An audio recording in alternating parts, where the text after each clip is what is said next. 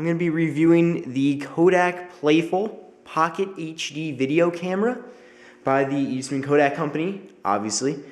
So sit back, relax, and I'm going to do my full review on this product. I've messed around with it for about maybe 4 or 5 days now, and I feel like I can give you a good word on this and recommend whether or not you should buy it.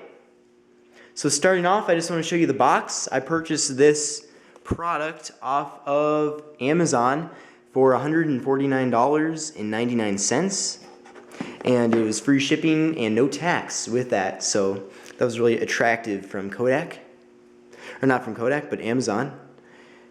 So this is the camera. Right here is the new Kodak share button. Basically you plug that into your computer and you hit that button, and if you have everything already signed in, it'll upload your photos and videos right to your social network. The dimensions of this product, it is 6.6 inches high, 2.9 inches across, and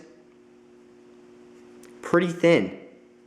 Now I want to give you a size comparison. You can see the size comparison right here. This is the Samsung Intensity. It's Verizon's major feature phone.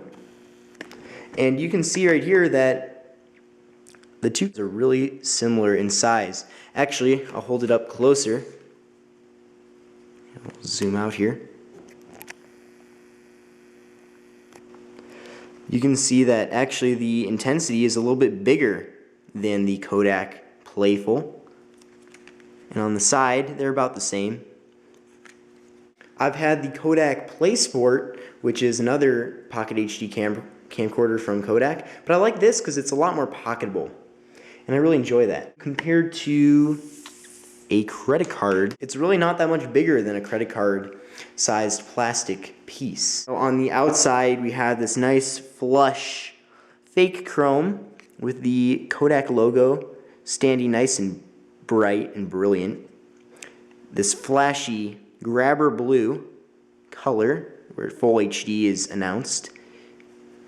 And then on this side, it's kind of glossy, kind of like the iPhone 4 actually, which is kind of cool, with the Kodak logo written in nice bold Arctic white letters.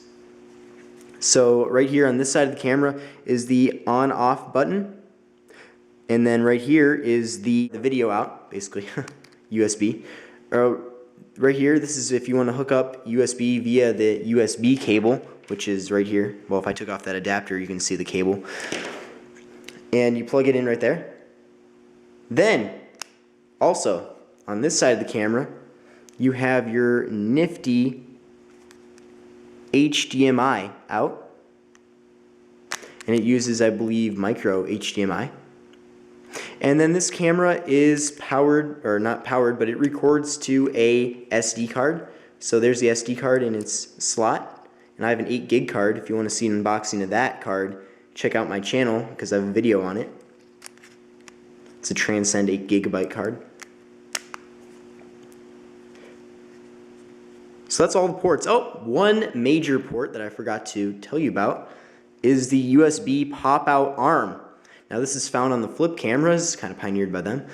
But you can see, you just pull that out, pull that antler out, and you can take out this nifty USB arm. Pretty flexible too. I really don't feel like I'm breaking it or anything by wiggling it around. And you just put that right into your computer, and choo-do-do, there you go. And that all slides right into the top of the camera. Kind of amazing, I think. So now let's take a look at the software. So hit the on switch, and you can see right there, there's everything that you're seeing out of the camera. So I'll just start off and show you that you can switch easily between photo and video mode. This camera takes 5.3 megapixel stills as well. And that easy, you just hit that button. And then if you want to play your content, you hit the play button right there, and it'll go to your previously recorded content. And then if you want to play it, you just hit the play button. In this situation, I was riding my bike down the street. And then if you want to change your settings, click on that. And you can trim, well, this is for this specific video. Let me exit out. Now going back, let that camera focus, oh my gosh. So you have brightness, glare shields. Definitely right now there's a little bit of glare. There's effects. Now this camera comes with some effects. It comes with vivid color. Here, I'll show you right now. Normal, high saturation, 70s film, black and white, sepia, and basically those are just overlays over the existing video. There's also video resolutions. This camera records in HD, or I'll start from the top. It records at 1080p, which is full HD. You find that on HD TVs. HD 720p at 60 frames per second, and 720p at 30 frames per second, as well as WVGA, which is non-HD, and that's also in widescreen. That's why there's a W at the beginning. And that's iPad compatible, and this camera records in .mov video, so it's pretty compatible with both Mac and PC. It worked fine with iMovie on my iMac, and I'm pretty satisfied with that. So that's about all of the, well, there's a few. Microphone gain, you can adjust that. You can adjust the sounds, date and time, share settings, which is for the share button, video output, languages, reset settings, format memory card, about, which will tell you your firmware. So let's go back, turn this sucker off, and I'll just finish up the review right now. So this camera has a 4x digital zoom, pretty useless, honestly. It has digital image stabilization, so it's not just all over the place. It has a 1.5-inch display. I think that's about the same as a Flip Minnow. You might want to check that. I might be wrong. It has 128 gig, yeah, we wish, not gigs, 128 megabytes of internal memory, which is basically good enough for a few test photos. But really, you do need a memory card, and you can buy those online, obviously. They're all over the place. And it can accept up to a 32 gig card, and like I said, I have a 8 gig card right here. It's working fine. Transcend, great brand. Cheapest on Amazon, get it. Go for it. And there's no macro that I've found on this camera, although on Amazon for some reason it lists macro.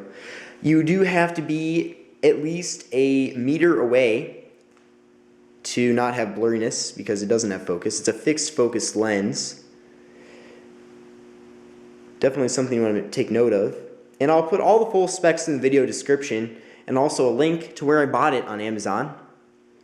And of course, I have other videos on my channel about this camera. Definitely I'm trying to be as in-depth as possible.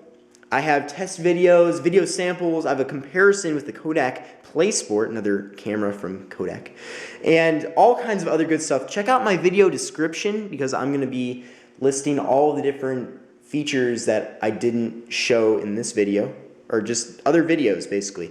So everyone, this is Crazy iPod Reviewer. Thanks so much for checking out this video. If you could like it, favorite it, share it with your friends. If you really like this camera, you should definitely consider buying it. I've had a great experience with it so far, and definitely check out my test videos on my channel where that will definitely show you the true quality of this device. So once again, Crazy iPod Reviewer here. Take care. I will see you in the next video. Leave me any questions you have and I will gladly answer them. Thanks again and take care.